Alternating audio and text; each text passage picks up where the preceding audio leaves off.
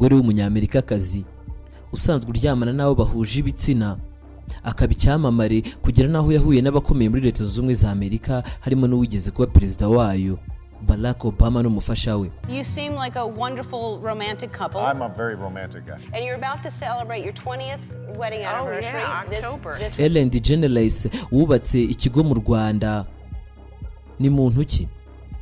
Ellen DeGeneres ubundi ni umunyarwenya ukomeye cyane muri Leta Zunze Ubumwe za Amerika ndetse no ku isi yose muri rusange, kandi akaba umwe mu bakundwa akanakurikirwa n'imbaga nyamwinshi. Ibi bireberwa kuba mukurikira ku mbuga nkoranyambaga zirimo Twitter, Instagram, Facebook na YouTube, bose hamwe barenga miliyoni 267. Mu bayobora ibiganiro binyura kuri televiziyo muri Amerika babazwe nka TV host niwe ugwa mu ntege Oprah Winfrey, we utunze miliyari 3 na miliyoni 200 z'amadolari ya Amerika. Ellen we afite umutungo mbumbe ubarirwa muri miliyoni 500 z'amadolari ya Amerika, nibura ku mwaka bivuze ko umushahara we ungana na miliyoni 75 z'amadolari ya Amerika. Aya ngaya narenga miliyari 75 z'amafaranga y'u Rwanda.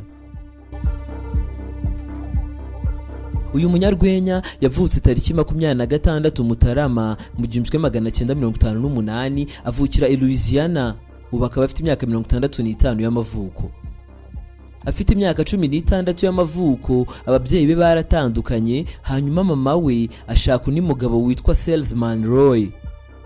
Uyu mugabo yimuriye Ellen DeGeneres n'umuryango we muri Atlanta muri Texas, ari naho yasoreje amashuri ye yisumbuye mu ishuri rya Atlanta High School mu 1976.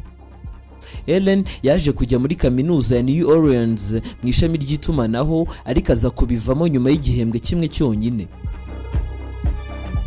Ellen DeGeneres ni umwanditsi, impirimbanyi y'abaryamana bahuje ibitsina cyangwa bafite ibyiyumvo bitandukanye n'ibimenyerewe mu mibonano mpuzabitsina babazwi nka LGBTQ, akaba n'umukinnyi w'amafilime.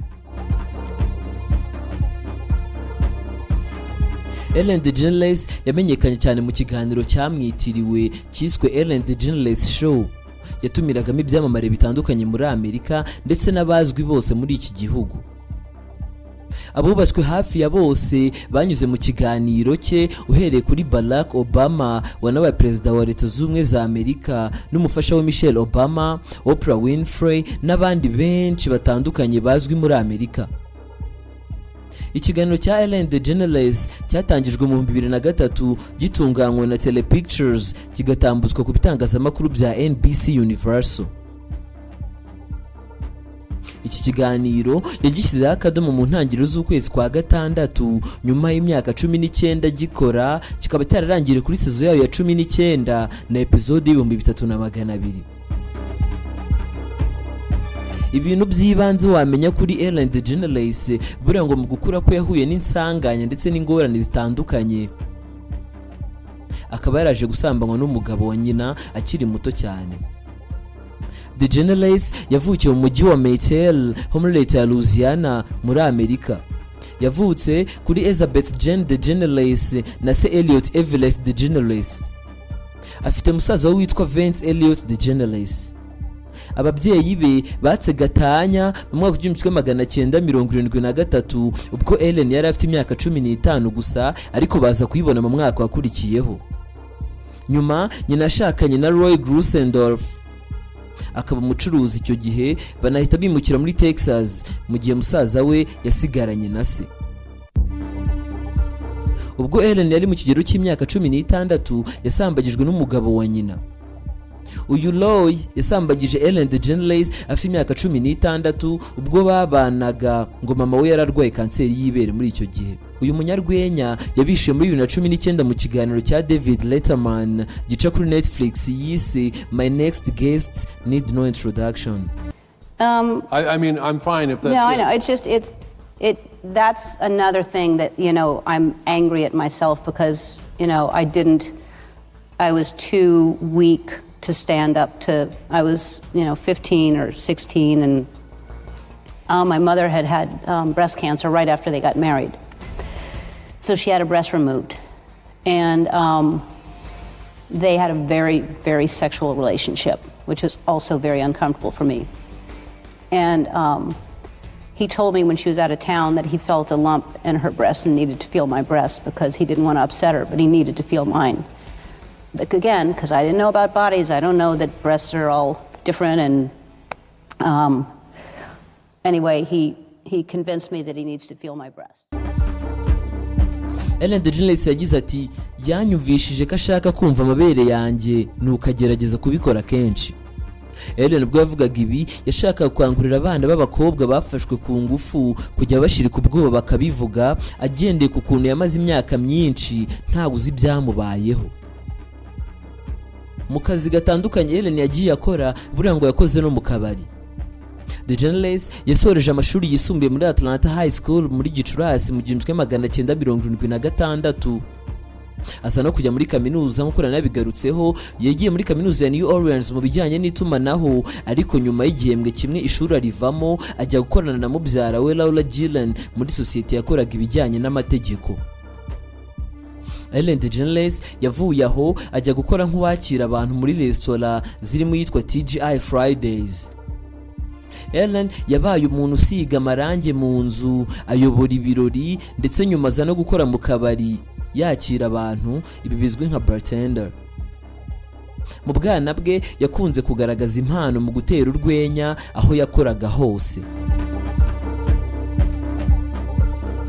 Mu rugendo rwe nk'umunyarwenya yazamukiye mu tubyiniro.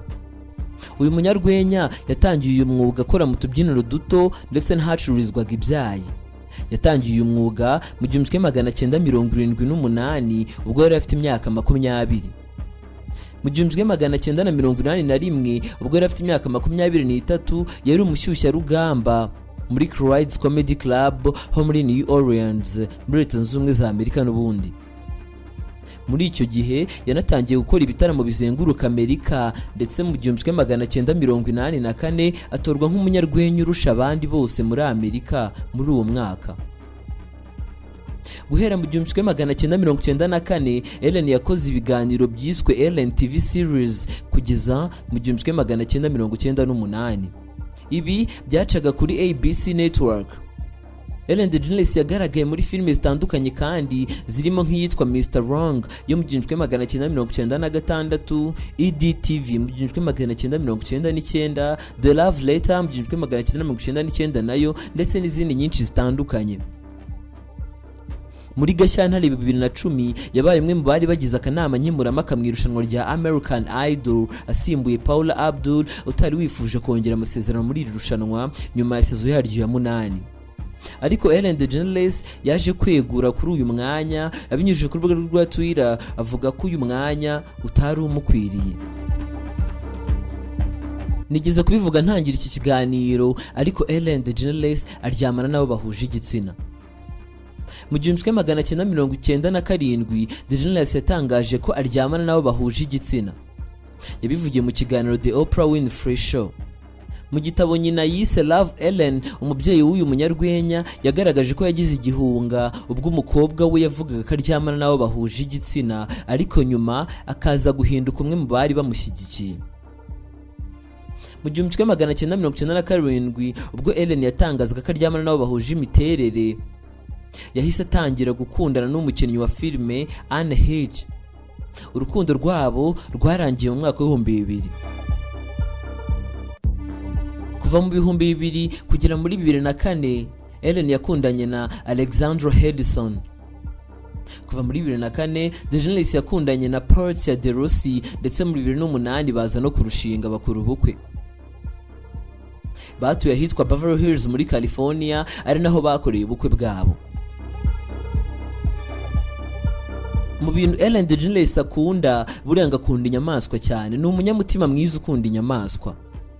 Ellen yakuze akunda inyamaswa, by'umwihariko akaba yarafataga Diane Fossey nk'icyitegererezo. Uyu munyarwenya akunda kugendera u Rwanda, aho we n'umufasha we Portia de Rossi baheruka gufungura ikigo cya Ellen DeGeneres Campus cy'umuryango Diane Fossey Gorilla Fund watangijwe na Diane Fossey wita ku ngagi zo mu birunga. Mu kiganiro n'abanyamakuru, Ellen DeGeneres yasobanuye uburyo urugendo rwo gukunda ingagi rwatangiye ubwo yari afite imyaka 12 y'amavuko. Ngo yajyaga abona ifoto mu kinyamakuru National Geographic magazine y'umukobwa wari uteruye umwana w'ingagi. Uwo akaba yari Diane Fossey, wari waratangiye kwita ku ngagi zo mu Rwanda kuva mu 1967. Kuva ubwo yiyumvisemo urukundo rw'ingagi. Abyivugira mu magambo ye yagize ati, numvise naterura umwana w'ingagi. Uko nakomeje gukura ni ibintu nahoze nifuza gukora. Ubwo nazaga mu Rwanda nifuzaga kureba akazi kakozwe na Fossey mu kurengera ingagi. Mu kiniga cyinshi, Ellen yabwiye abitabiriye uyu muhango kari iby'agaciro kuba izina rye riri iruhande rw'izina ry'umuntu afata nk'icyitegererezo, ariwe Diane Fossey. Ellen DeGeneres yavuze ko ari gushaka inzu mu Rwanda kuko yifuza kujya hamara igihe kinini. Nyuma y'uko ikiganiro Ellen DeGeneres show yakoraga, yari asanzwe akora muri Leta Zunze Ubumwe za Amerika, yagishyizeho akadomo. Muri 2018 ubwo Ellen yizisaga isabukuru y'imyaka 60, umugabo we Portia de Rossi yamuhaye impano yo kumwubakira ikigo mu Rwanda. Ni ikigo cyitiriwe Diane Fossey wubatse amateka mu kwita ku ngagi mu Rwanda kugira ngo gifashe mu kubungabunga urusobe rw'ibinyabuzima ku isi, by'umwihariko ingagi zo mu misozi. Ntabwo ari kenshi umushyitsi uturutse hanze aza mu Rwanda yakirwa na Perezida w'igihugu Paul Kagame. Perezida Paul Kagame mu kwezi kwa Kamena 2022 muri Village Rugwiro yakiriye Ellen DeGeneres na Portia de Rossi ndetse n'itsinda bari kumwe mu Rwanda, aho batashye ku mugaragaro icyo kigo twagarukagaho cy'ubushakashatsi mu kubungabunga ingagi. Ellen DeGeneres na Portia de Rossi muri Kamena 2022 bitabiriye umuhango wo gutaha ku mugaragaro ikigo cyiswe Ellen DeGeneres Campus of the Diane Fossey Gorilla Fund. Iki kigo cy'ubushakashatsi ku rusobe rw'ibinyabuzima, by'umwihariko ingagi zo mu misozi miremire. Umuhango wo kugifungura ku mugaragaro witabiriwe n'abakomeye mu Rwanda, harimo Minisitiri w'Intebe icyo gihe Edouard Ngirente, yarahagarariye Perezida Kagame. Ni ikigo ubundi giherereye mu murenge wa Kinigi mu karere ka Musanze. Thus to celebrate today. So thank you.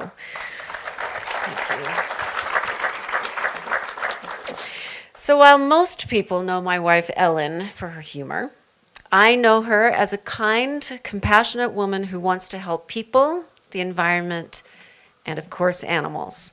But before I say anything, I want to say thank you to the government of Rwanda, to the Right Honorable Prime Minister of the Republic of Rwanda, and to dedicating protecting the environment here in Rwanda. And now that my show is finished, I'm going to spend a lot more time here. I would... Iki kigo Ellen DeGeneres yatangiye kucyubaka mu mwaka wa 2018.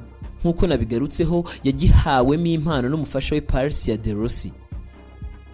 Mu muhango wo gufungura iki kigo, Ellen yatangaje ko yishimiye kuba babashije kugira igikorwa kiri kuri uru rwego ku butaka bw'u Rwanda, igihugu yemeza ko bihebeye kandi bifuza kugiramo ibikorwa nk'ibi bitandukanye. Imirimo yo kubaka iki kigo yahaye akazi abaturage basaga 2400 biganjemo abahaturiye, babasha kwiteza imbere. Iki kigo Ellen DeGeneres Campus of the Diane Fossey Gorilla Fund gifite inyubako zinyuranye zirimo laboratoire 6 zikorerwamo ubushakashatsi ku buzima n'imibereho by'ingagi, gusuzuma ibiribwa zirya n'ibindi zikenera mu kubashe kubaho. Iki ni ikiganiro cyagarukaga ku buzima bw'icyamamare Ellen DeGeneres nk'uko dusanzwe tubikora, mu gisanga kuri The Main TV ndetse n'ibindi bitandukanye tuzagenda tubashyiriraho. Mwakoze kubana natwe, ndabashimiye.